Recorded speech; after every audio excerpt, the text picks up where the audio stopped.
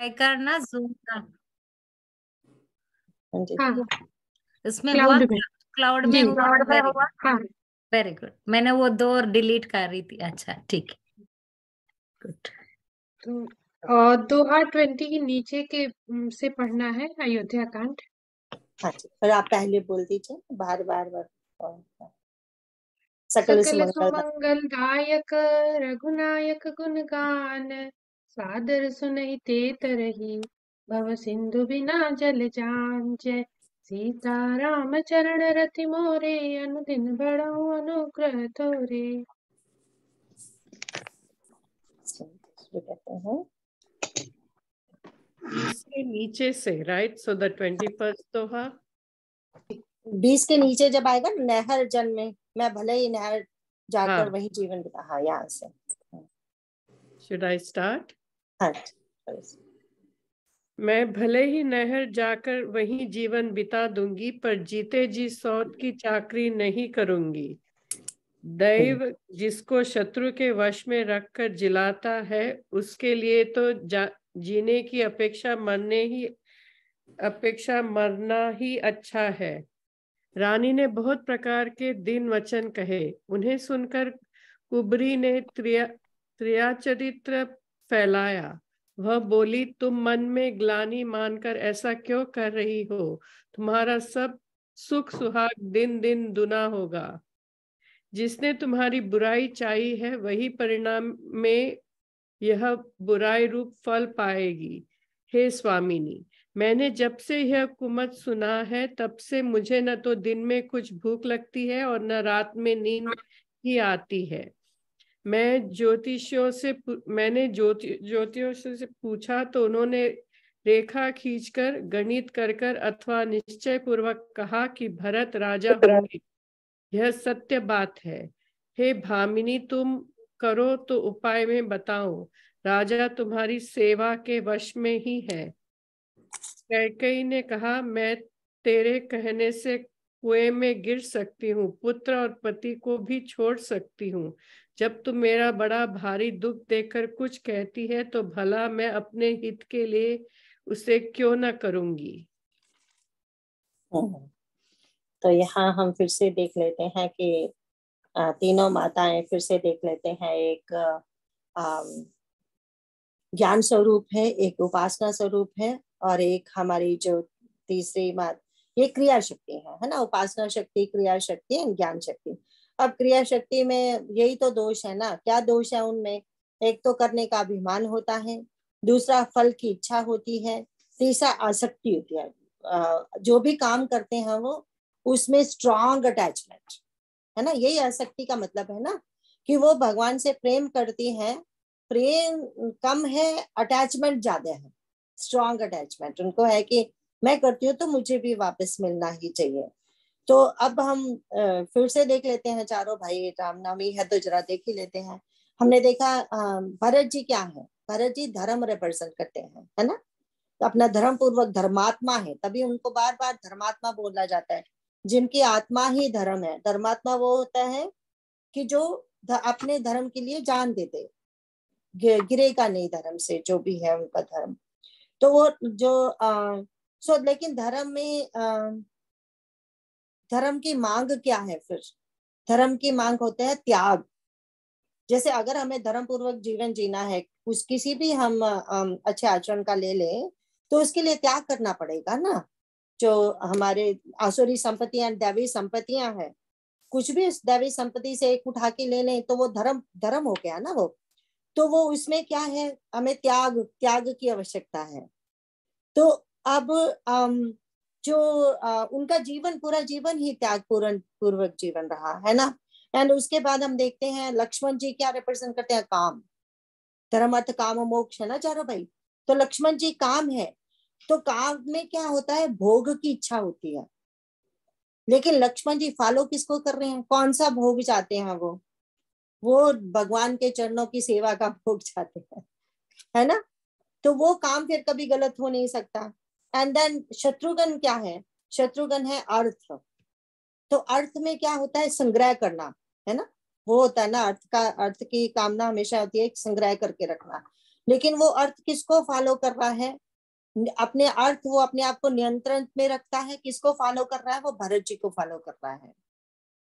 तो जो हमारे भगवान है वो तो क्या है? वो मोक्ष है। वो तीनों चीजों से ही ऊपर है ना। वो धर्म से, काम से, अर्थ से, तीनों चीजों से ऊपर है। तो इस तरह से हम देखेंगे। अब इन चारों को देख के हम अब वापस इस कथा में आते हैं, इस प्रसंग में आते हैं। तो हम देखो ये अपने मेंटल कंडीशन देख लेते हैं। हम भी, हमें नहीं पता अगर हम उस पोजीशन पे हो तो राइट एट दैट मोमेंट हमारा क्या डिसीजन होगा। Remember this is not just, यहाँ तो हम कह सकते हैं अरे सौतेला भाई था, सौतेला बेटा था, सौतेली माँ थी, इसलिए। सगे भाई बहनों में भी तो प्रॉपर्टी के लिए झगड़े होते हैं ना। तो वो हम मेंटल कंडीशन देखते हैं कि जब हमारे अंदर एक बार ये बात बैठ जाए ना, स्वार्थ बैठ जाए कि ये तो मेरा हक था, ये इसने कैसे छीन लिया, तो वो उसको फिर मिटाना कितना मुश्किल है। This is all psychology. तभी तो कहते हैं ना, जो हमारी भगवत गीता है ना, उसका जो हमारे भगवत गीता का जो सबसे बड़ा टीका है वो है रामायण।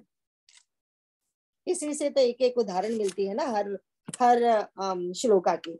तो हम आते हैं वापस। अब मंत्रा सिखा रही है। रिमेम्बर हमने कहा था मंत्रा क्या है? मंत्रा है लोभ। तो जब जब जब क्रिया शक्ति में लोभ बढ़ जाएगा ना, तब तक अनर्थ होगा ही। तो क्रिया शक्ति यहाँ पे अब किसको फॉलो करने लगी ऑल ऑफ ए सडन? पहले भी तो वो सब कुछ कर रही थी, लेकिन पहले उनके जो मेंटल कंडीशन थी वो शुभ लाभ पे थी। रिमेम्बर सब कुछ वो भी तो चाहिए ना। तो हमें वो शुभ लाभ पे थी, लेकिन अब शुभ लाभ से उसको वो लाइन क्रॉस करके लोभ में फंस गई है। तो अब देखते हैं फिर वो क्या कह रही हैं। जब वो कंडीशन देख बताया कि अरे वो सोते तो ऐसी होती हैं, वो तेरे साथ ये करेगी, तो डर गई। तो बोली कि ठीक है फिर मैं अपने मायके चली जाऊंगी, मुझे यहाँ रहना ही नहीं है। जीते जी तो कहती मैं किसी की चाकरी नहीं करूंगी। तो उसके बाद देखो यहाँ पे जो शब्द आए, दीन वचन कहा बहुविधि रानी। तो रानी ना अब क्या दीन जैसे कोई बहुत बेचारा होता है ना, जिसका कोई नहीं है, सचमुच वो स्लेव की तरह बिहेव करने लगे यहाँ पे। तो इतनी दीन होगी। अब देखो कौन थी वो? महाराज दशरथ की प्यारी, महाराज दशरथ, उनकी सबसे प्रिय पत्नी थी है ना। एंड राम जी की भी प्रिय थी। लेकिन देखो जब कुसंग करते हैं हम तो फिर क्या होता है। तो जैसे ही कुसंग किया तो फिर सब गया, तब दीन हुए ना। तो सचमुच हम जब राम को छोड़ देंगे तब हम दीन हो जाएंगे, है ना। ये बात सिखाया जा रही है यहाँ पे। तब वो आगे कहते हैं कि अब वो फिर वो समझाने लगे, नहीं नहीं तुम चिंता मत करो, जिसने तुम्हारे साथ ऐसा किया ना उसको फल जरूर मिलेगा। तुम बिल्कुल भी चिंता, मायके क्यों जाना, तेरा सुहाग जीता रहे। तभी तो उसने कहा ना तेरा सुहाग बड़ा रहे, बना रहे। उसका कहने का मतलब डरो मत, छोड़ के भागेंगे नहीं हम, यही रह के सब कुछ करेंगे, यहाँ पे है हमारा हक, है ना।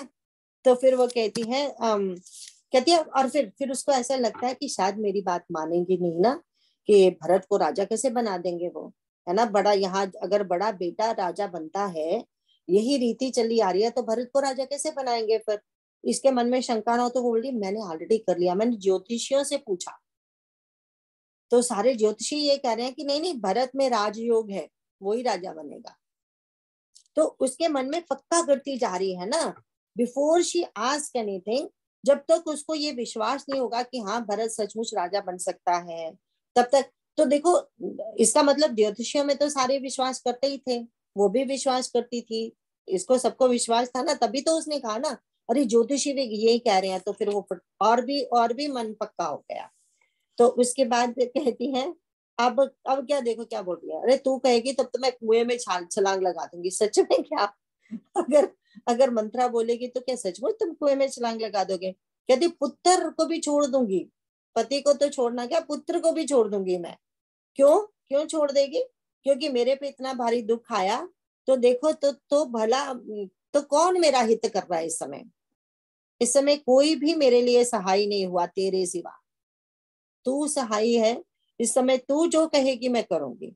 क्यों उसको ये अब ये उल्टा हो गया, पहले मंत्रा विश्वास दिला रही थी, अब कई मंत्रा को विश्वास दिला दिया, नहीं नहीं नहीं, तू जो कहेगी वो मैं करूंगी, है ना। आगे देखते हैं वो क्या बोलती है फिर।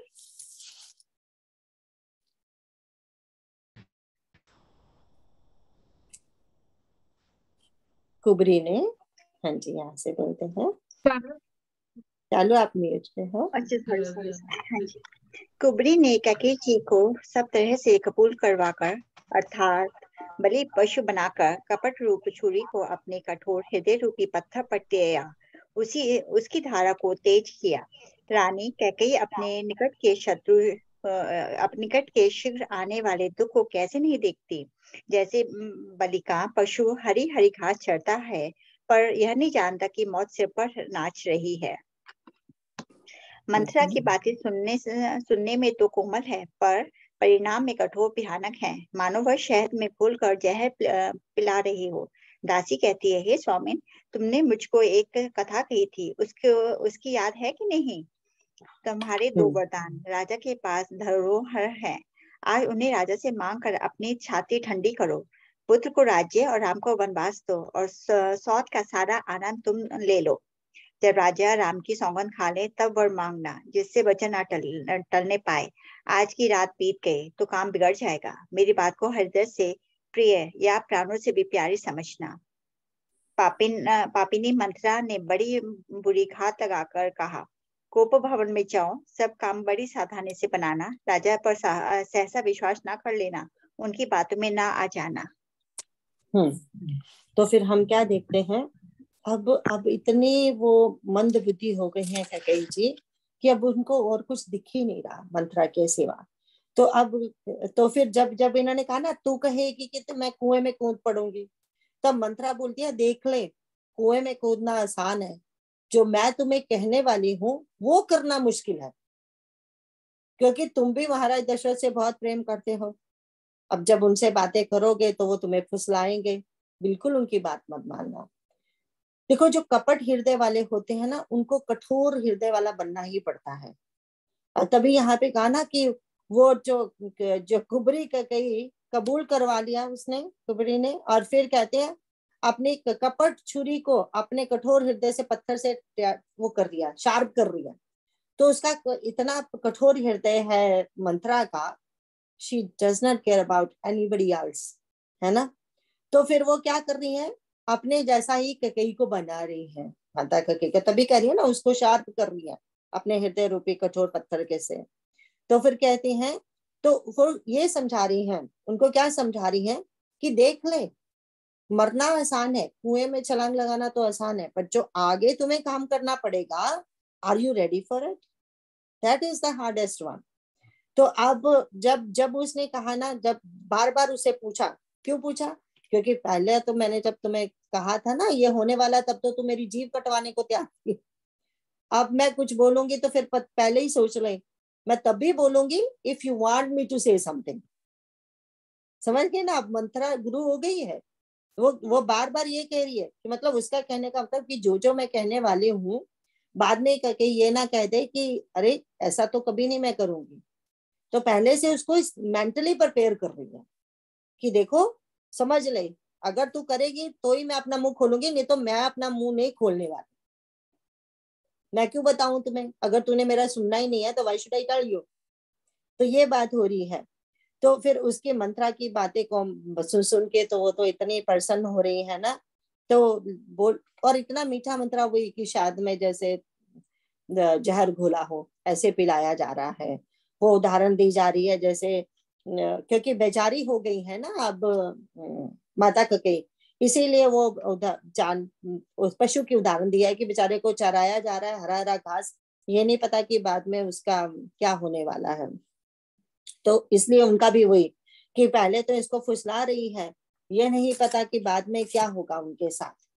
तो अब कहती हैं, लेकिन देखो फिर अब जब देखा कैकेयी मान गई, अब मुझे इसने गुरु मान लिया है, तो अब मैं करती हूँ काम।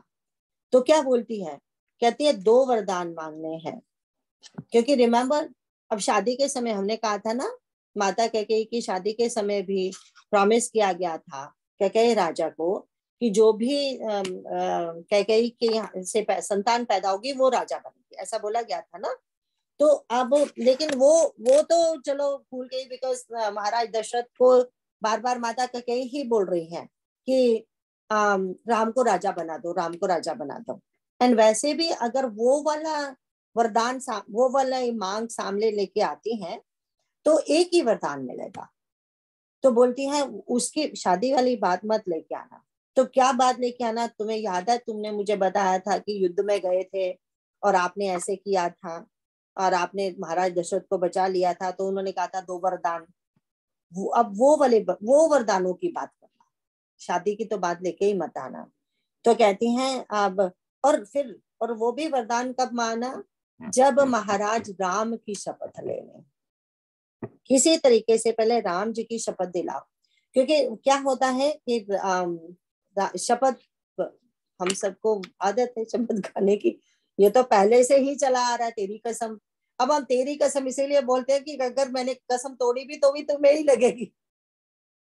क्योंकि कसम यहाँ पे जिसकी कसम खाते हैं उसके लिए होता है ना, कि अगर जिसकी कसम मैंने खाई है, अगर मैं गलत करूंगी तो उसका कुछ गलत हो जाएगा, इसलिए बोलते हैं ना।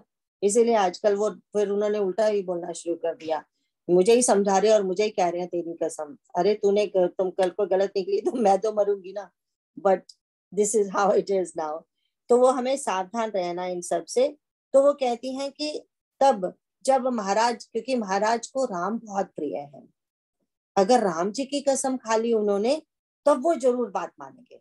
क्योंकि फिर उनको लगेगा कि अगर मैं ये कसम अब तोड़ता हूं तो राम का अनिष्ट हो सकता है, तो मुझे वो नहीं करना। राम की कसम खा के तो वापस कभी नहीं मुड़ना।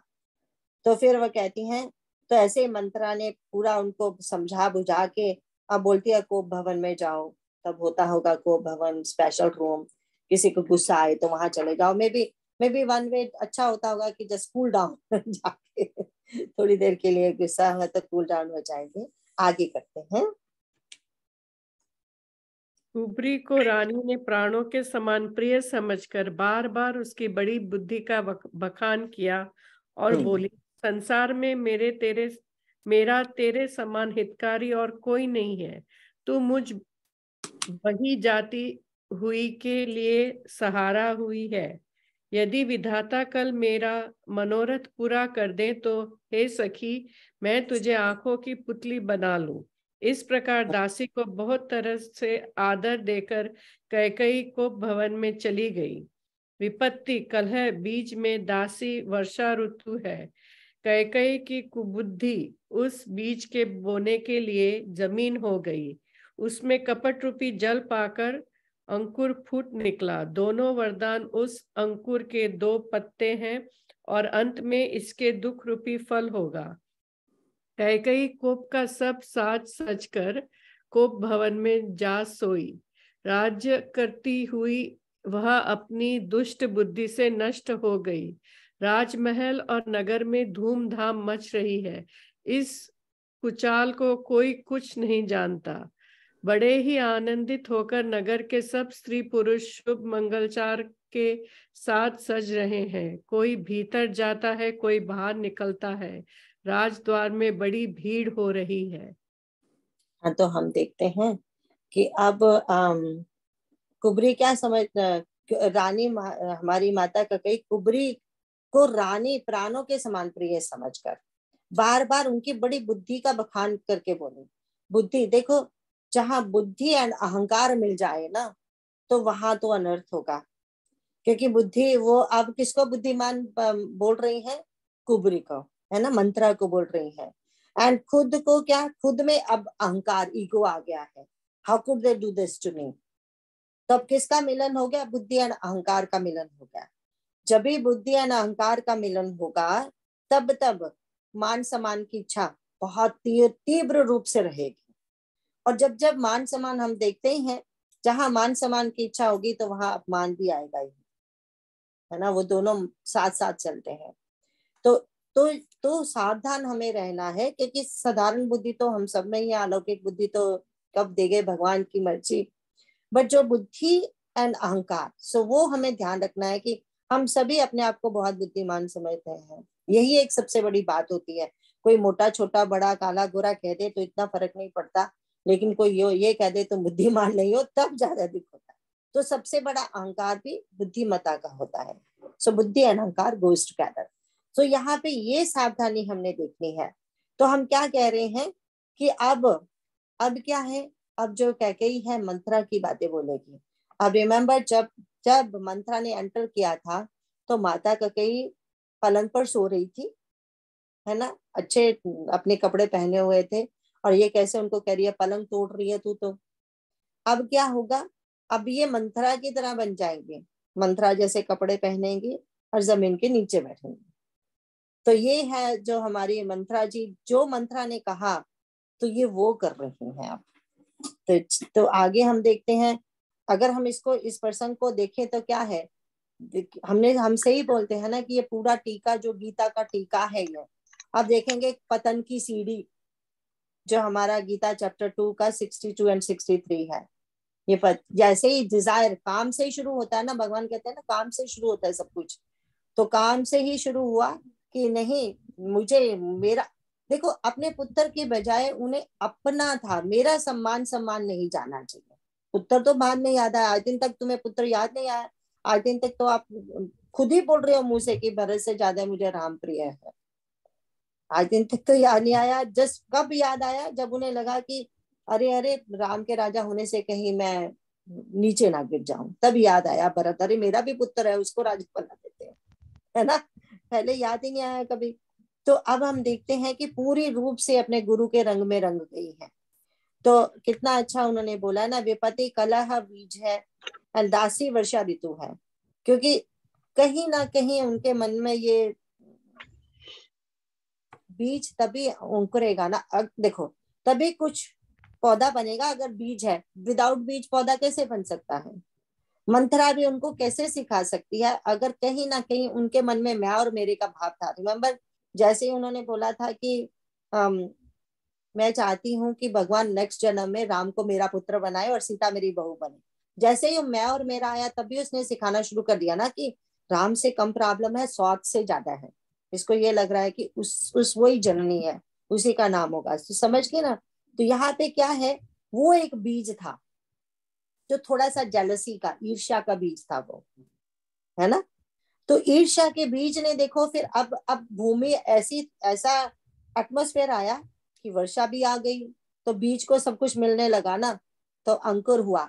तो अब इमेजिन करो कि ईर्ष्या का बीज से क्या निकलेगा, दुखी तो निकलेगा ना। और हम जिससे ईर्ष्या करते हैं उसको वैसे कोई फर्क बहुत पड़ता नहीं है, फर्क किसको पड़ता है, हमें ही पड़ेगा ना इन द एंड, जो ईर्ष्या करेगा। तो यहाँ वही बात आ गई।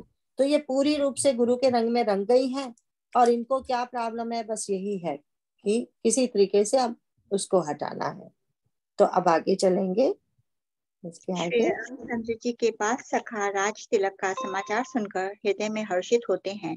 वे 10-5 मिलकर श्री रामचंद्र जी के पास जाते हैं। प्रेम पहचान कर प्रभु श्री रामचंद्र जी उनका आदर करते हैं और कोमल वाणी से कुशल क्षेम पूछते हैं। अपने प्रिय सखा श्री रामचंद्र जी की आज्ञा पाकर वे आपस में एक दूसरे से श्री रामचंद्र जी की बड़ाई करते हुए घर लौटते हैं और कहते हैं, संसार में श्री रघुनाथ जी के समान शील और स्नेह को निभाने वाला कौन है।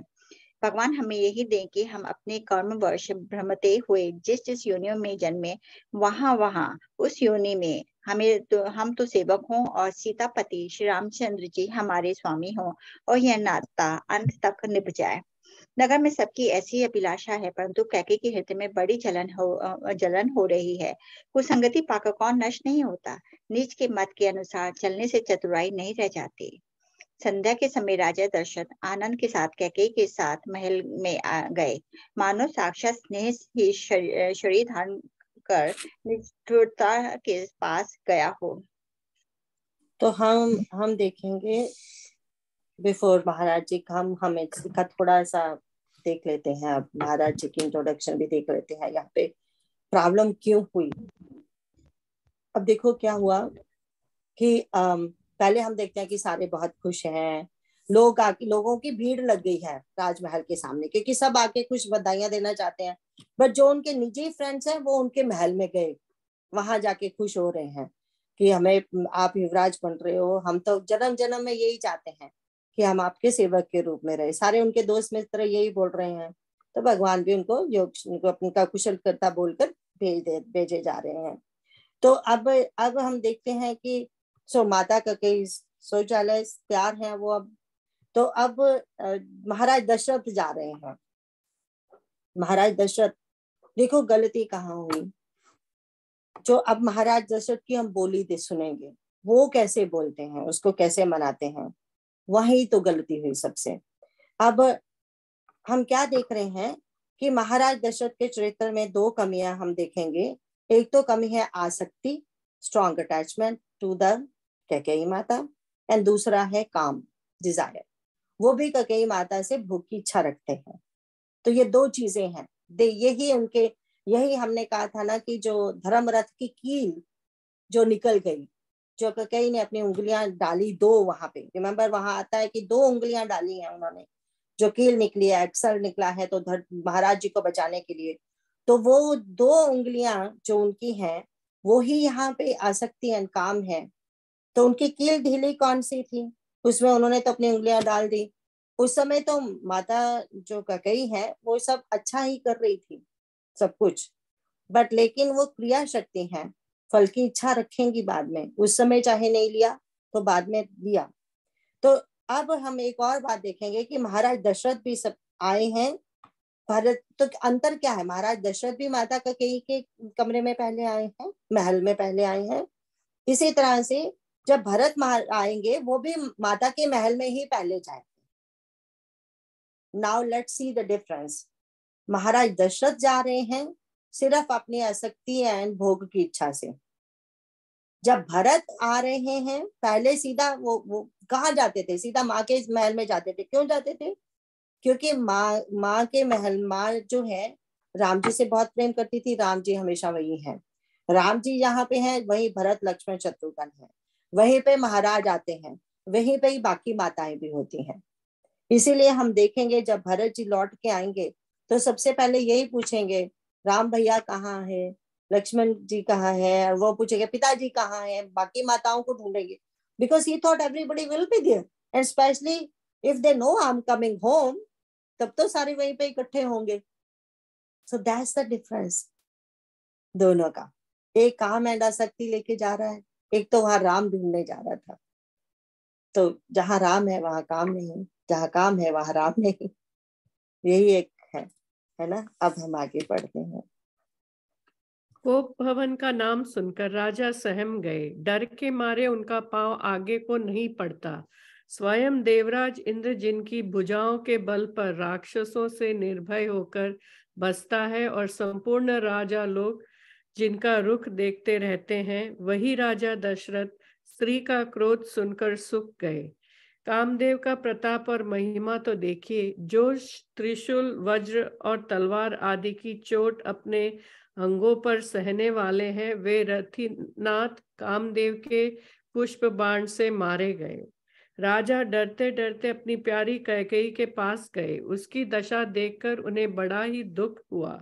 कैकेयी जमीन पर पड़ी है, पुराना मोटा कपड़ा पहने हुई है, शरीर के नाना आभूषणों को उतारकर फेंक दिया है। उस दुर्बुद्धि कैकेयी को यह कुवेशता बुरा वेश कैसे फब रही है, मानो भावी विधपावन की सूचना दे रही हो। राजा उसके पास जाकर कोमल वाणी से बोले, हे प्राण प्रिय, किस लिए रिसाई रूठी हो? हे रानी, किस लिए रूठी हो? यह कहकर राजा उसे हाथ से स्पर्श करते हैं तो वह उनके हाथ को झटक कर हटा देती हैं और ऐसे देखती है मानो क्रोध में भरी हुई नागिन क्रूर दृष्टि से देख रही हो। दोनों वरदानों की वासनाएं उस नागिन की 2 जीभें हैं और दोनों वरदान दांत हैं। वह काटने के लिए मर्म स्थान देख रही हैं। तुलसीदास जी कहते हैं कि राजा दशरथ होनहार के वश में होकर इसे इस प्रकार हाथ झटकने और नागिन की भांति देखने को कामदेव की क्रीड़ा ही समझ रहे हैं। राजा बार बार कह रहे हैं, हे सुमुखी, हे सुलोचनी, हे कोकिल बयनी, हे गजगामिनी, मुझे अपने क्रोध का कारण तो सुना। हाँ, तो हम देखते हैं कि महाराज दशरथ का हमने देख लिया, उनका साइकोलॉजी कैसे वो भय से डर के मारे आ रहे हैं। एंड देन उसके बाद बोले कि यहाँ पे देखो जो लिखा गया है कि उस दुर्बुद्धि कैकेयी को ये कुवेशता, बुरा वेश कैसा पब रही है, मानो भावी विधवापन की सूचना दे।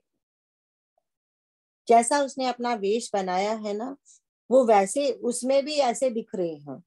तो वो कहने का मतलब वो समझ नहीं पा रही, अभी वो विधवा ही होने वाली है। जो रूप उन्होंने बनाया है उसी रूप में ही शीघ्र रहने वाली है ना। तो उसके बाद देखते हैं कि अब राजा तो स्नेह की, देखा ना, हमने देखा वहां लिखा था साक्षात स्नेह ही शरीर धारण करके आया है। वो तो ऐसा प्रेम करते थे महारानी से, तो प्रेम ही, लेकिन प्रेम नहीं बोला, यहाँ स्नेह शब्द यूज किया गया है। रिमेम्बर, स्नेह में वही ममता होती है, फिर आसक्ति होती है। तो अब हम देखते हैं उन्होंने कितना अच्छा आगे बोला कि अब रानी को बोल रहे हैं क्यों रुचि हो, तो वहां पे माता जब क्रोध से उन्हें देख रही हैं तो वो कहते हैं नागिन जैसे देखती हो। भाई नागिन की एग्जांपल कि उन्होंने देखा, उन्होंने बोला ना दोनों वरदानों को वासना एक नागिन की दो जीभें हैं। तो जो उनकी क्या है, उनकी दो वासनाएं, इच्छाएं, है ना, एक भरत को राजा बनाना एंड राम को वन में भेजना, ये दो वासनाएं हुई ना उनकी। अब वासनाएं तो हैं, पूर्ण कैसे होंगी, वो है दो वरदान, वो दो दांत हैं जो मेनली जो सांप के दो ही दांत आगे को होते हैं ना, जिससे वो डंक मारता है। तो वो कहते हैं वो दो जो वरदान है वो दो दांत हो गए और वो मर्म स्थान ढूंढ रही हैं। क्योंकि रिमेम्बर, गुरु ने सिखा के भेजा है अभी कुछ मत बोलना, जब राजा राम की कसम खा ले, वो सब हो जाए, तब जाके मांगना। तो वो मर्म स्थान ढूंढ रही हैं कि कब किस समय मैं अपना अटैक करूं, है ना। एकदम से तो अटैक करेंगे तो शायद गलती ना हो जाए। उसने बहुत सिखा के भेजा है कि पहले ही एकदम से राम को वन भेजना, वो पहले मत मांगना, नहीं तो राजा को वही हार्ट अटैक हो जाएगा, तू बैठी की बैठी रह जाएगी, कुछ नहीं मिलेगा तुम्हें। तो पहले भरत को मांगना है, एंड वो भी तब मांगना ये सब जब रिमेम्बर राजा राम जी की कसम ले लें तब। तो अब वो तभी बोला वो मरम जगह ढूंढ रही है, वो ढूंढ रही है कि कैसे मैं शुरू करूं, कैसे ये राम की सौगंध खाएं, तब मैं डंक मारूं अपना, है ना। तो अब राजा तो बार बार उन्हें प्रिय नामों से बुला रहे हैं, बट अभी वो कुछ बोल नहीं रही है। तो राजा तो ऐसे ही रूठना मनाना पहले भी चलता रहता है, होगा, ये चलता ही रहता है कपल्स में। तो वो वही समझ रहे हैं कि ऐसे ही रुचि है, जिसको मजा आता है ऐसी चीजों में। अब आगे चलते हैं। हे प्रिय, किसने तेरा अनिष्ट किया, किसके दो सिर हैं, यमराज किसको लेना यमराज किसको लेना अपने लोग को ले जाना चाहते हैं। कह, किस कंगाल को राजा कर दूं या किस राजा को देश से निकाल दूं। तेरे शत्रु अमर देवता भी हों तो भी मैं उसे मार सकता हूँ। बेचारे कीड़े मकोड़े सरीखे नर नारी तो चीज ही क्या है। हे सुंदरी, तू तो मेरा स्वभाव जानती ही है कि मेरा मन सदा तेरे मुख रूपी चंद्रमा का चकोर है। हे प्रिय, हे प्रजा, मेरी प्रजा, कुटुंबी, सर्वस्व, संपत्ति, पुत्र, यहाँ तक कि मेरे प्राण भी ये सब तेरे वश में अधीन है। यदि मैं तुझसे कुछ कपट करके कहता हूँ तो हे भामिनी, मुझे 100 बार राम की सौगंध है। तू हंसकर प्रसन्नता पूर्वक अपनी मन चाही बात मांग ले और अपने मनोहर अंगों को आभूषणों से सजा। मौका बेमौका तो मन में विचार कर देख, मौका बेमौका तो मन में विचार कर दे। हे प्रिय, जल्दी इस बुरे वेश को त्याग दे। यह सुनकर मन में राम जी की बड़ी सौगंध को विचार कर मन बुद्धि कैकेयी हंसती हुई उठी और कहने लगी, मानो कोई भीलनी मृग को देखकर फंदा तैयार कर रही हो। देखो, होली इसको कहते हैं ना, हरी हरी इच्छा हो रही है यहाँ पे। तो अब होनी क्या है कि पहले तो वो देखो ना, this is what it is, जो उन्होंने कहा ना वो उन्हीं के साथ हुआ। अब वो क्या बोल रहे हैं कि किसके दो सिर हैं, यमराज ने किसका लेना, किसके दो सिर, मतलब दो सिर ये कि किसने मजाल की है तेरी इंसल्ट करने की, उसके 2 सिर हैं क्या? एक कट जाएगा तो उसको लगेगा कि मेरा दोबारा दूसरा आ जाएगा, कोई बात नहीं, मैं बोल दूं जो आज बोलना है ना।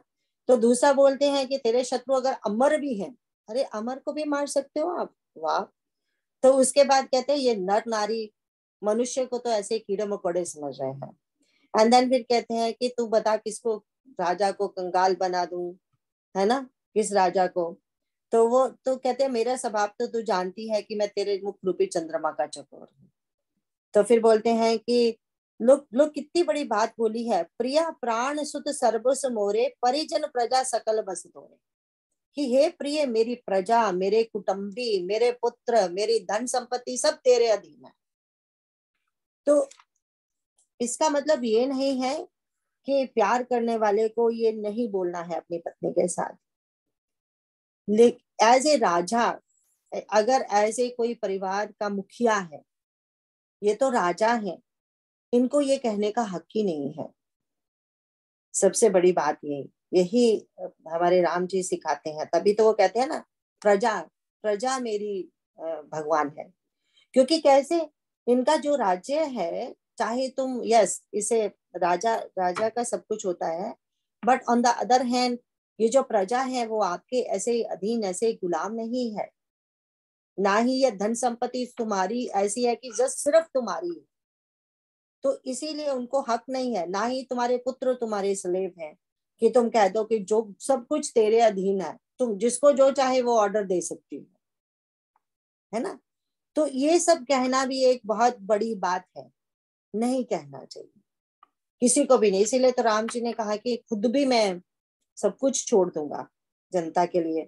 इसीलिए राम जी ने बाद में ये भी कसम खाई, और कहते हैं उसके बाद सारे अयोध्या में ही एक ही शादी करते थे। बट अगर हम देखें एक ही शादी क्या सोल्यूशन है, वो तो चलो दूसरी बात है, शादी एक करनी दैट्स फाइन। बट जैसे कि अभी हमने कहा कि सगे भाई बहनों में भी तो झगड़े होते हैं ना, वो तभी होते हैं अगर घर का मुखिया ऐसे बात करे, है ना। तो घर के मुखिया को ही सबसे पहले हमारे राम जी ने क्या किया था, बाद में इन चारों भाइयों के 2-2 पुत्र हुए हैं, हम देखेंगे इन रामचरितमानस में। इन जब राम जी ने प्रस्थान किया, भाई भी साथ में प्रस्थान कर गए, जाने से पहले जब 8 बच्चे थे, 8 बच्चों में पूरा राज्य बांट दिया गया था। 8 बच्चे हुए ना, 4 भाई है ना, 2-2 बच्चे हैं ना। तो उन्होंने ऐसा नहीं रखा कि मेरे बाद जो मेरा बड़ा पुत्र है वो राजा बनेगा, अब फिर वो नहीं, उन्होंने सब राज्य को बराबरी में 8 भाग में बांट दिया था। वो होता है ना बांटना। तो यहाँ हम के देख रहे हैं कि उन्होंने बोला कि तुम जो चाहे मांग लो, मनचाही वस्तु मांग लो। तो उसके बाद बोलते हैं कि मुझे राम की सौगंध खुद ही खा ली, उसको देनी भी नहीं पड़ी, है ना। तो अभी देखो, तो वो कहते हैं कि तुम कहते हैं ये सुनकर कि मन में राम जी की सौगंध खा रहे हैं, अरे और क्या चाहिए मुझे, एंड खुश होके कि अब तो मुझे तो नहीं, तो मुझे कहना पड़ता कि पहले राम जी की सौगंध खाओ, ये तो खुद ही खा रहे हैं, मुझे बोलना भी नहीं पड़ रहा। अब इसके आगे पढ़ेंगे 26 के नीचे। अपने जी में कैकेयी को सुहृद जानकर राजा दशरथ जी प्रेम से पुलकित होकर कोमल और सुंदर वाणी से फिर बोले, हे भामिनी, तेरा मन चिता हो गया। नगर में घर घर आनंद के बधावे बज रहे हैं। मैं कल ही राम को युवराज पद दे रहा हूँ, इसलिए हे सुनैनी तू मंगल साज सज। यह सुनते ही उसका कठोर हृदय दल का उठा फटने लगा, मानो पका हुआ बालतोड़ फोड़ा छू गया हो।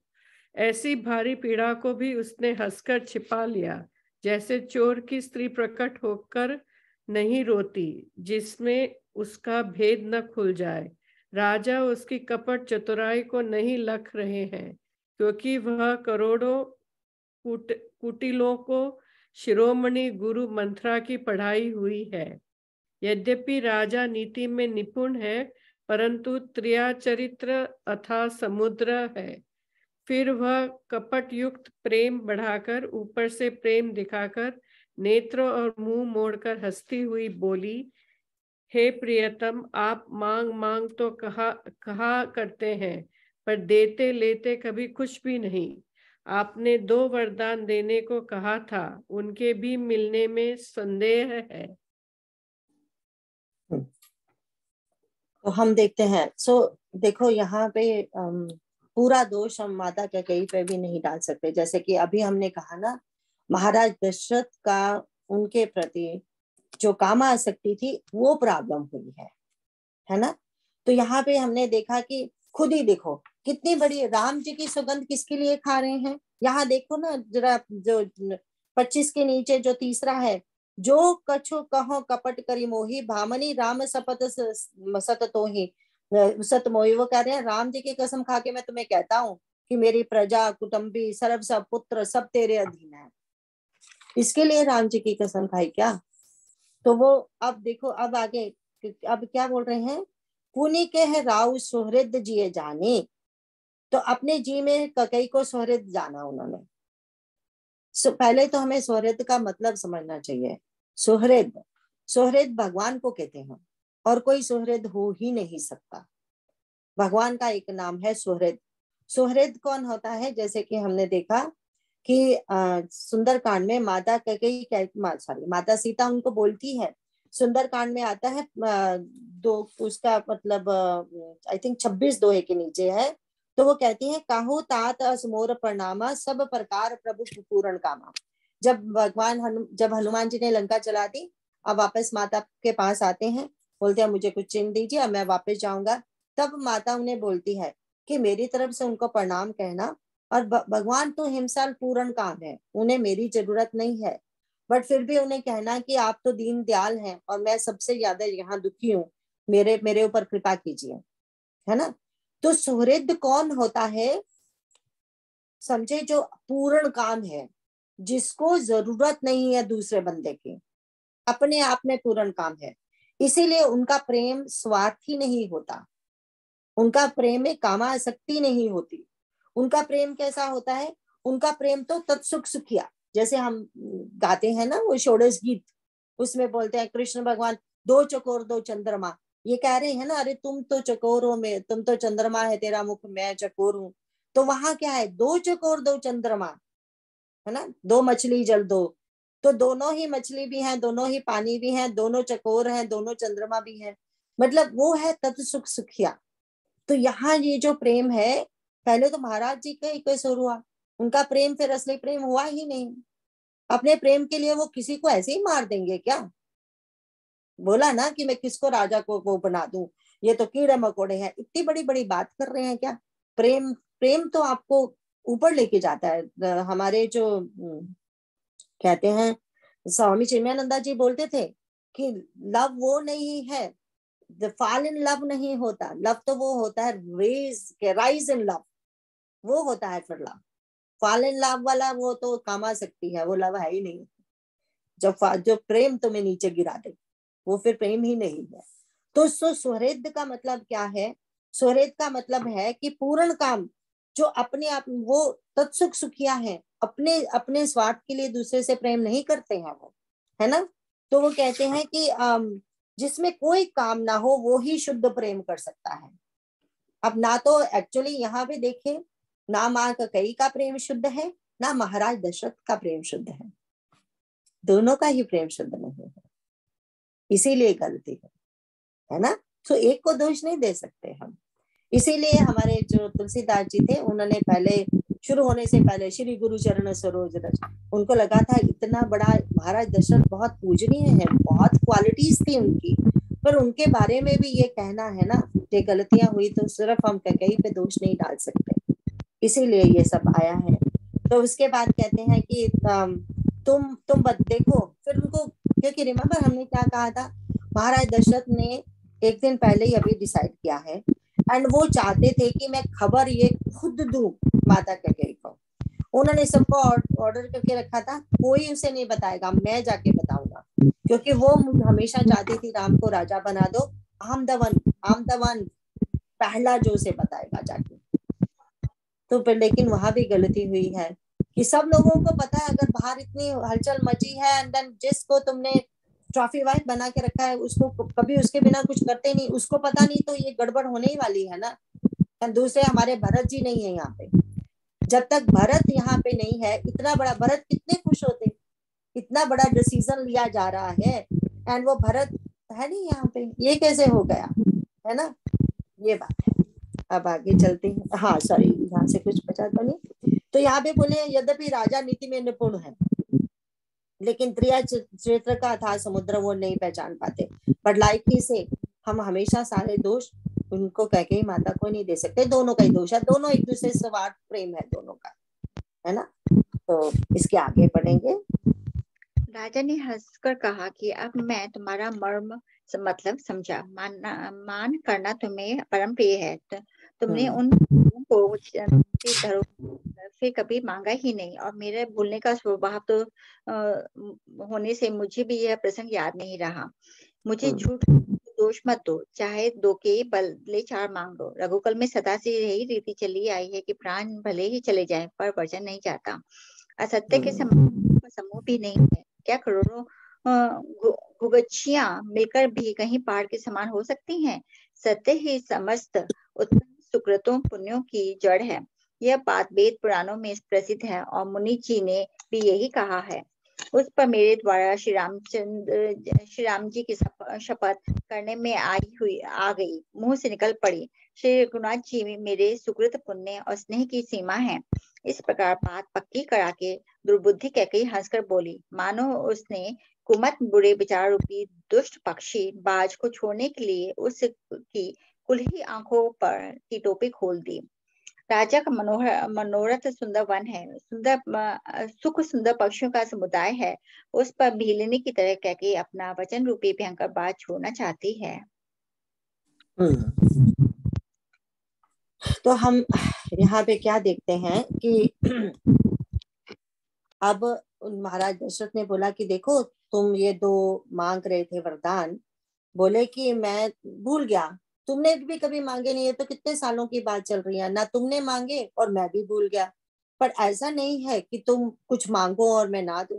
बोले दो के बजाय चार मांग लो, तुम्हें जो चाहिए वो दे दूंगा, है ना। तो वो कहते हैं, फिर उसके बाद ये जो बड़ी मशहूर हमारी चौपाई, रघुकुल रीत सदा चली आई, प्राण जाए पर वचन न जाए। बोले एंड रिमेम्बर रघुकुल रीत, किसी भी कुल का एक बंदा जब कुछ अच्छा करता है उससे रीत नहीं बनती। रीत तब बनती है जब दादा ने भी वो किया, पर दादा ने भी वो किया, उससे भी पहले से ये चला आ रहा है, फिर हम भी उसको उस परंपरा को निभा रहे हैं, तब रीत बनती है। तब कहते हैं कि इसके तभी हम बोलते हैं ना इनके घर की ये रीत है। रीत मीन पुरानी परंपरा चली आ रही है। तो इसका मतलब यह है कि रघुकुल के जितने भी राजा थे वो सत्य पर विश्वास रखते थे, और फिर क्या कहते, सत्य के लिए अपने प्राण देने को तैयार हो जाते थे। इसीलिए बोला उन्होंने, है ना। तो बोले कि बाकी तुम्हें असत्य तो तुम्हें कोई बोलता ही नहीं, असत्य के समान कोई पापों का पुंज है, वो सब बता रहे हैं। एंड इसके बाद कहते हैं, ते ही राम पर शपथ करी आई। मैंने राम जो उसके ऊपर उन्होंने एक एग्जाम्पल दिया ना, क्या करोड़ों बहुजियां, एक छोटे बीज होते हैं, स्मॉल बीज, जैसे राई का बीज, इससे भी छोटे होते हैं वो। तो बोले करोड़ों राई के बीज ला दो तो वो क्या पहाड़ बन सकते हैं? नहीं बन सकते ना। इसी तरह उन्होंने बोला कि असत्य के समान पापों का समूह भी नहीं है। तो मतलब जितना असत्य सबसे बड़ा, झूठ बोलना सबसे बड़ा पाप है, वो ये बोल रहे हैं। एंड फिर उसके बाद कहते हैं कि तही पर राम शपथ करी आई। बोले अचानक पता नहीं क्यों मेरे मुंह से कहाँ निकल गया, अपने आप ही राम जी की कसम, क्योंकि राम दिमाग में चल रहे हैं ना बहुत, राम जी को बनाना है युवराज, राम राम राम राम हो रही। वैसे भी वो हमेशा राम उनके याद में रहते ही थे। तो आज राम की कसम शायद पहले कभी खाई नहीं होगी, तभी तो इन्होंने बोला ना, उस पर मेरे द्वारा श्री राम जी की कसम शपथ करने में आ गई। उसका मतलब ये उन्होंने सोचा ये कैसे, क्या बोल दिया मैंने तो कभी राम की कसम नहीं खाई है, आज ऐसे वो भी मुंह से निकल गई। तो फिर कहते हैं कि रघुनाथ जी तुम्हें पता है मेरे लिए कितने प्रिय हैं। तो इस प्रकार बात पक्की करके हमने देखा कि जो कैकेयी हंसने लगी।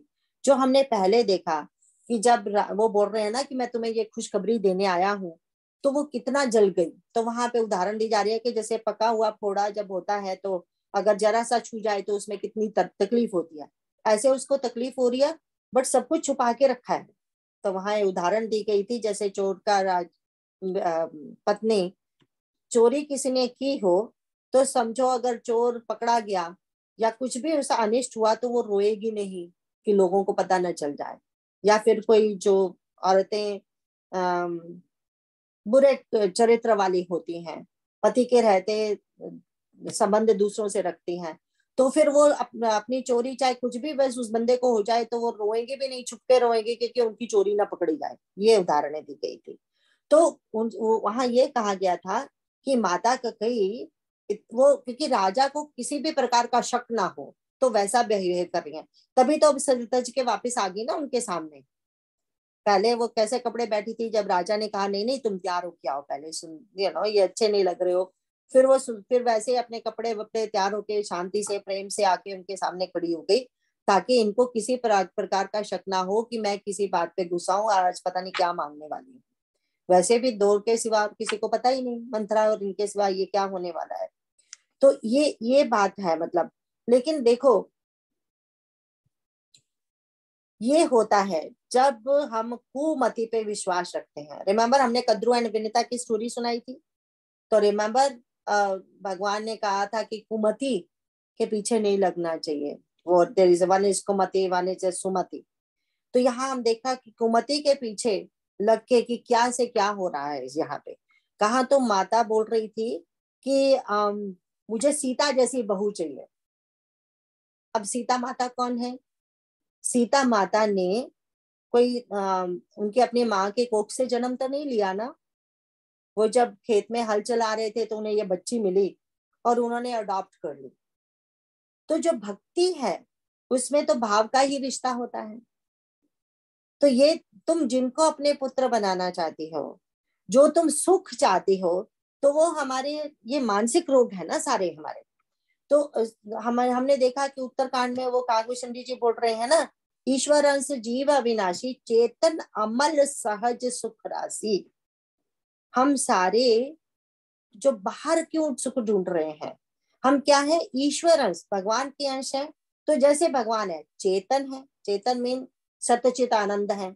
अमल मीन अमल, अमल, कोई मल नहीं है। मल काहे का? राग द्वेष का। यही तो आया ना मल, यहाँ राग द्वेष का। पर भगवान में तो कोई मल होता नहीं है एंड हमेशा, इसीलिए वो हमेशा सुख की राशि है। जिसमें मल होगा नहीं राग द्वेष का, वो ही सुखी रहेगा। तो यहाँ पे हम देखते हैं कि अब माता कई क्यों दुखी है, क्यों वो खुश नहीं हो रही। अभी वो राग द्वेष का मल आ गया उनके ऊपर जबरदस्त, है ना। किसकी वजह से? कुमति की वजह से। इसीलिए वो देख नहीं पा रही है कि जिनको वो पुत्र या अपना पुत्री नेक्स्ट जन्म में बनाना चाहती है वो है क्या, उनका चरित्र क्या है, वो देख नहीं पा रही। तो इसीलिए कहते हैं कि सत्संग सत्संग सत्संग, हाउ इम्पोर्टेंट इट इज सत्संग। तो देखो हमारी बुद्धि में कोई ना कोई भ्रम शंका मन में आएगी ही, लेकिन अगर सत्संग रहेगा तो गलतियां कम करेंगे हम। आजकल हो रही है ना गलतियां, आगे से तो कम हो रही है, पूरी तरह से तो नहीं गई, अभी भी गलतियां कर देते हैं, पर आगे से कम हुई है हो रही है ना। तो अब देखो तो फिर वो कहते हैं अब ये खुश होगी, राम की शपथ भी खा ले गए, पक्के भी हो गए, अब मैं मांगूंगी जो मांगना है। तो फिर वो कहती हैं तो यहाँ पे लिखा राजा का मनोरथ सुंदर बन है। वो जो इन्होंने उसकी एग्जांपल दी ना बाज की, वो ऐसा बोलते हैं कि जब भील लोग होते हैं ना, इन्होंने बाज एक पाला होता है, जब ये पक्षियों का वो शिकार करने जाते हैं ना, तो भील को तो बाज को साथ में रखते हैं, बट उसकी आंखों पे ऐसे टोपी डाल के रखते हैं, क्योंकि नहीं अगर नहीं टोपी डालेंगे तो वो किसी भी पक्षी के पीछे भाग के खाने को दौड़ेगा, कोई शिकार भी करता है। तो वो वहां देखते हैं, पहले तो जाल जूल फंसाए होते हैं, कुछ किया होता है, फिर जब इतने सारे पक्षी होते हैं ना, तब वो उसकी टोपी खोलते हैं, तो पक्षी एकदम घबरा के इधर उधर जब भागते हैं, तो ये सारे उसको ऐसे फंसा लेते हैं। तो ये मतलब उनका है कि राजा का मनोरथ सुंदर बन है, सुख सुंदर पक्षियों का समुदाय है, उस पर भीलनी की तरह कई ने अपना वचन रूपी भयंकर बाज छोड़ना है। कौन सा बाज छोड़ने वाली है? वचन रूपी। अब आगे पढ़ते हैं।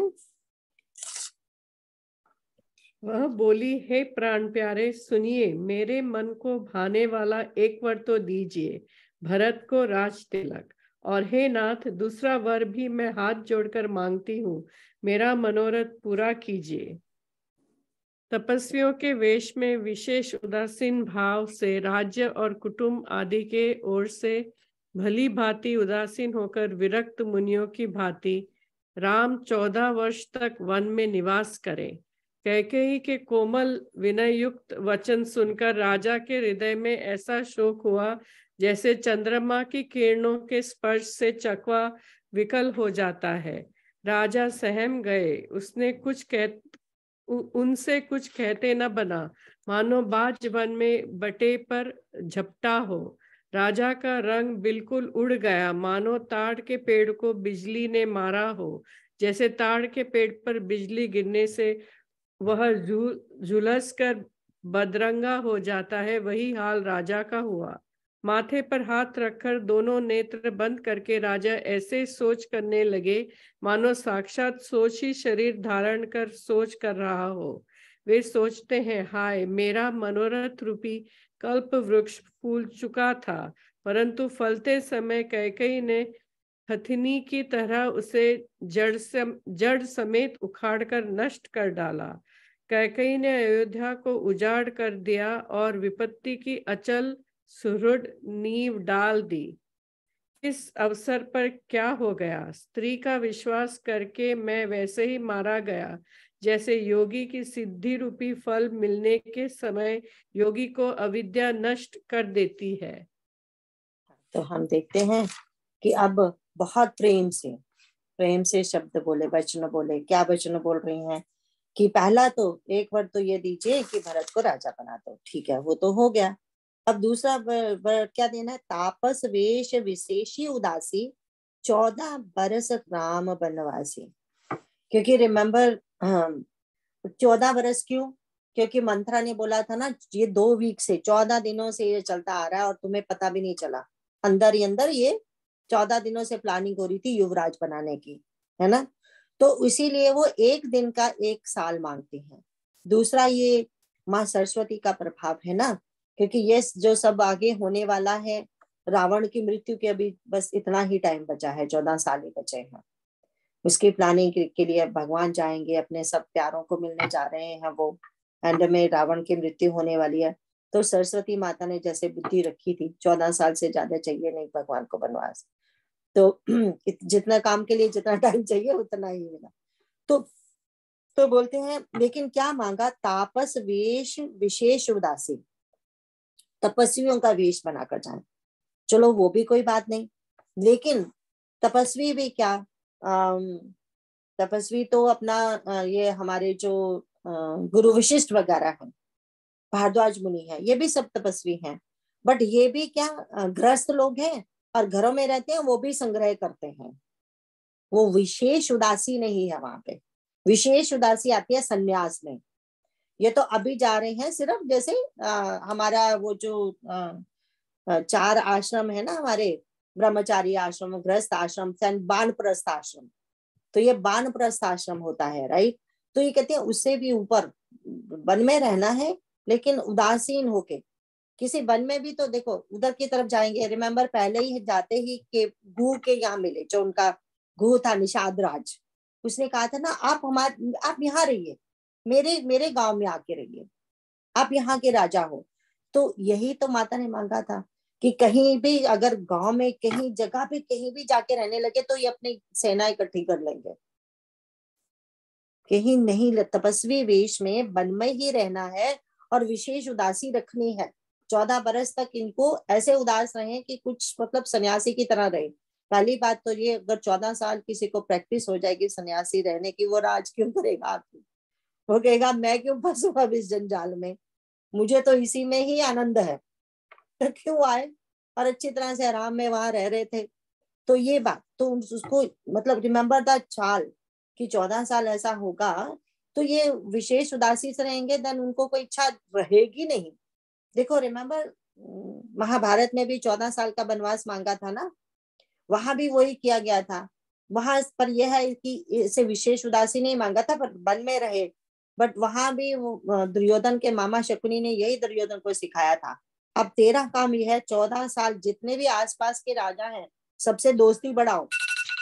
सबसे जब दोस्ती बढ़ाएंगे, मैंने आपसे 10 मिनट ज्यादा मांगे थे, इज दैट ओके? क्या 10 मिनट ज्यादा कर सकते हैं हम? पूरे 10 मिनट में खत्म कर देंगे। तो वो उन्होंने जब कहा था कि आसपास के लोगों से सबसे दोस्ती बढ़ा ले, इवन जो इनका जो अपना राज्य में तुम राज कर रहे हो, रिमेम्बर, तो बोला था लोगों को ऐसे परेशान रखना जैसे वो तुम्हारे पुत्र हो। क्यों ये सब? ताकि जब वापस आए पांडव, उनके साथ कोई होगा ही नहीं, युद्ध कैसे करेंगे हमारे साथ? तब हमने देखा भी था, यहाँ 14 औक्षणी सेना है, वहां 11 है। तभी तो वह हैरान हो गए थे ये पांडव की, अरे इतने लोग इनका साथ दे रहे हैं बुरे लोगों का है। तो यहाँ वही बात है, उसको लग रहा है कि 14 साल ऐसा होगा तो फिर वो वापस ही नहीं आएंगे। ऐसा होता भी है। भरत जी हमारे जो है वाल्मीकि रामायण में तो ऐसा लिखा है, रामचरितमानस में नहीं, क्योंकि रिमेम्बर हर कल्प की अलग स्टोरी भी हो सकती है। एंड हमारे भरत जी के लिए कभी तुलसीदास जी तो ऐसा सोचते ही नहीं है। वाल्मीकि रामायण में लिखा है कि जब 14 साल के बाद वापस आते हैं भगवान, तो हनुमान जी को क्यों भेजते हैं? पहले जाके देख के आप भरत को, वहां बोल के कहते हैं कि अगर मेरा भरत राज्य में लवलीन होगा, आराम से बैठ के राज्य कर रहा है, जनता भी सारी बहुत खुश है, तो बस आके मुझे मैसेज दे दे, मैं वापस नहीं जाऊंगा अयोध्या, मेरे भरत को राज करने दो, मुझे फिर वापस नहीं जाना। लेकिन फिर हनुमान आके वो देखते हैं, वो तो हमें पता है भरत कैसे नंदीग्राम में रह रहे हैं आता है। तो यहाँ वाला तो बात नहीं, वहां तो ऐसा संत लोग बोलते हैं कि हनुमान जी ने कहा था किसकी परीक्षा ले रहे हो, मेरी या भरत की? कि मैंने तो भरत को पहले ही देख लिया था कि वो कैसे रह रहे हैं। बट लेकिन भगवान सारी वो राजनीति भी बताते हैं कि कैसे करना है। सपोज अगर भरत को अच्छा लग रहा है यहाँ, तो फिर मेरी वापस जाने की जरूरत है ही नहीं है ना? तो ये बात है यहाँ पे। तो कहते हैं अब जब उन्होंने ये सुना कि राम को वनवास, फिर उन्हें एकदम से शॉक लगा। He never thought that कि Kakeyi will say something like that or anybody will say। तभी आगे बोलेंगे कि राम जी को तो दुश्मन भी प्यार करते हैं, तुमने ये क्या मांग लिया?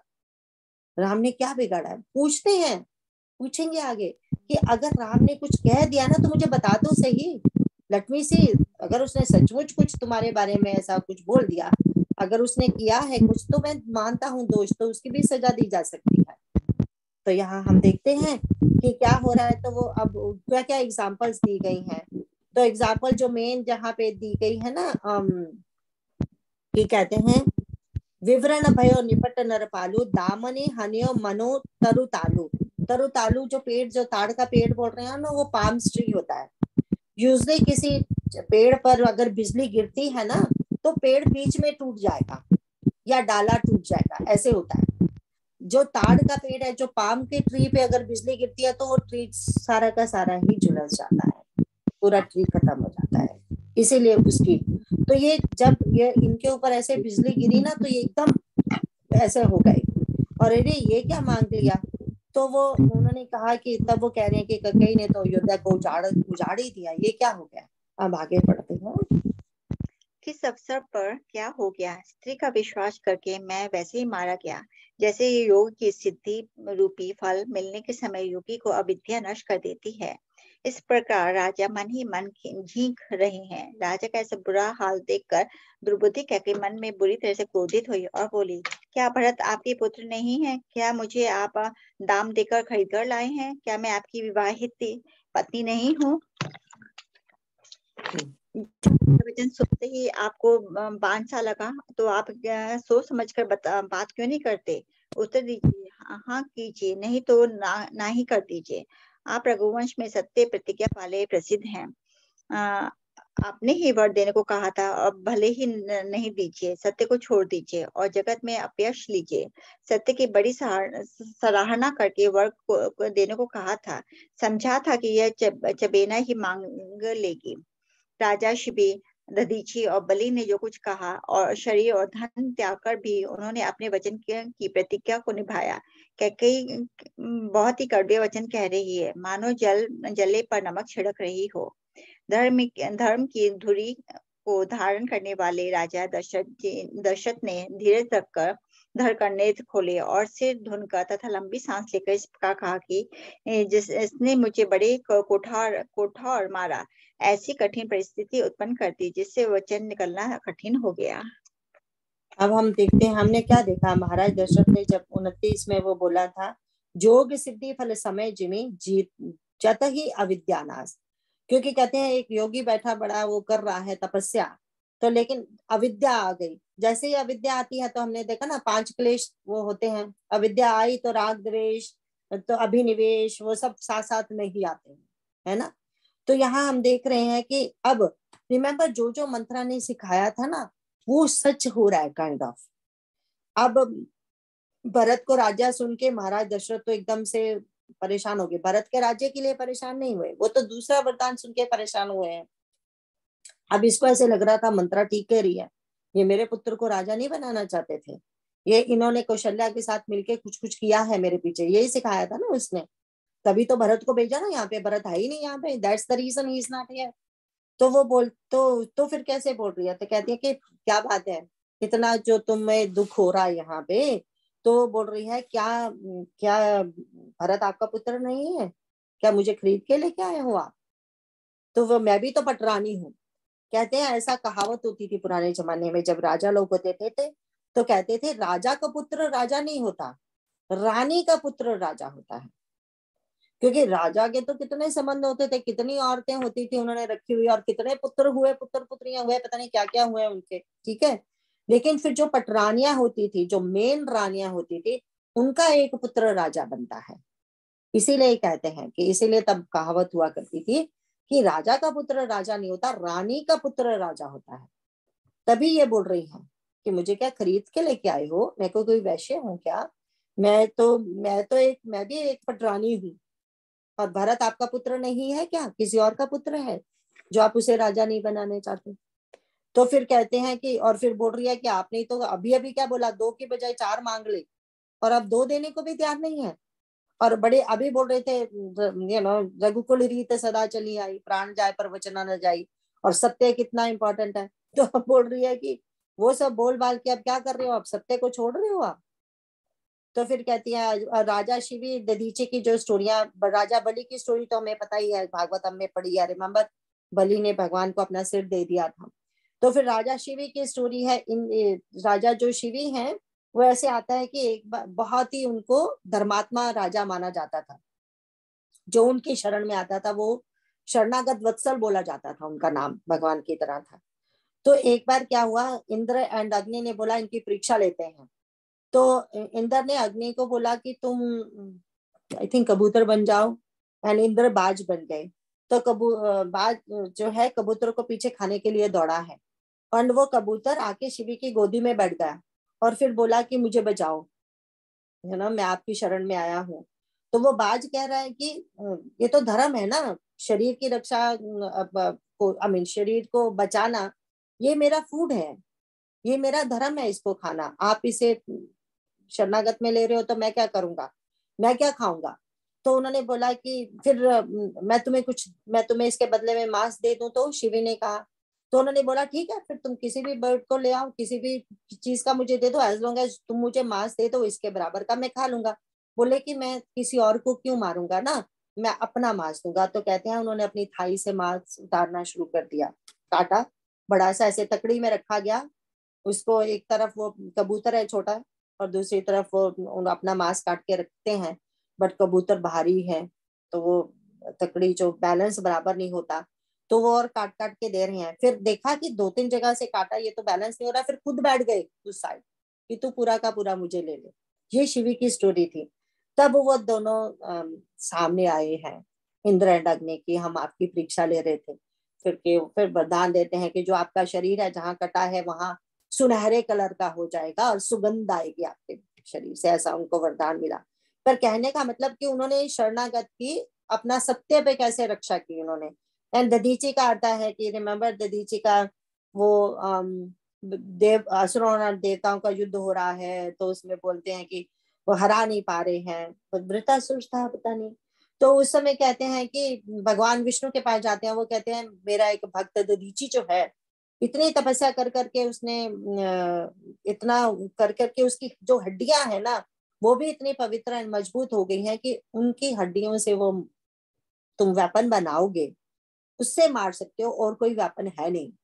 तो फिर वो ये देखो, देवता तो सदा के स्वार्थी, अपने मन अपने को बचाने के लिए वो किसी और की जान लेने को तैयार है। अब दधीची के पास जाते हैं तो दधीची तो बोलते हैं कि कोई बात नहीं, ये शरीर तो एक दिन जाना ही है, मरना तो है, मैं एक दिन आपके काम आऊंगा, तो इससे बड़ी और कोई बात हो नहीं सकती। तो कहते हैं उन्होंने अपना त्याग दिया था शरीर। कहीं कहीं ऐसे पिक्चर आती है कि उन्होंने अपने शरीर पे कुछ मला था, तो गाय लोगों ने वो मेडिटेशन में बैठ गए, गायों ने चाट चाट के उनका शरीर हो गया। अब गाय तो मीट खाती नहीं, सो पता नहीं मुझे वो क्यों स्टोरी है वो, ये मुझे नहीं पता, बट ये समझ लो कि उन्होंने अपना शरीर त्याग दिया। और फिर उनकी हड्डियों से जो पसलियां यहाँ होती है ना, 6 ऐसे, तो 6 पैक बोलते हैं हम, तो 6 पसलियां जो होती हैं उसका वज्र बनाया गया था, उससे असुर को मारा था। और बाकी जो हड्डियां थी उससे 2 धनुष बने थे, एक शिव जी भगवान का पिनाक धनुष जो तोड़ा है अभी राम जी ने, और एक वो धनुष जो परशुराम जी से गया है भगवान की तरफ, है ना, वो धनुष कोदंड भगवान का, वो धनुष। तो ये तीनों चीजें ऐसे उन्होंने हड्डियों से बनाई थी। तो उनकी एग्जाम्पल दे रही हैं कि देखो तुम मतलब उनके वचन देखो, उन्होंने जो वचन दिया था, जो प्रतिज्ञा की थी वो निभाई तीनों ने। बलि ने भी प्रतिज्ञा की थी ना, मैं दूंगा 3 स्टेप जगह, एंड दधीची का हो गया एंड शिवी का हो गया। तो अब ये धर्म धुरंधर धीर, अब ये धर्म धुरंधर हैं, धीर रख के बोलते हैं कि ये बहुत कुछ खराब हो रहा है, पर चलो मैं देखूं स्थिति को कैसे संभालूं, कैकेयी को क्या करूं। आज यहाँ पे खत्म करते हैं। Thank you for extra 10 minutes. तो वही जो संतों से पढ़ा है, सुना है, वही आपके साथ शेयर किया जा रहा है। थैंक यू, आपकी वजह से मेरा भी साथ है अच्छा हो जाता है। आपका बहुत बहुत धन्यवाद सबका। लास्ट वाला बोल रहे।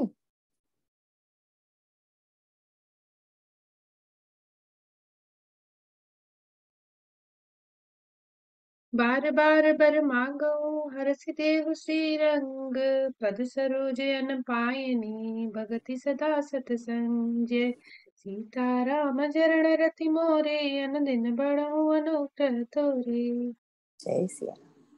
नेक्स्ट क्लास में भी थोड़ा 10 मिनट एक्स्ट्रा ले लेंगे।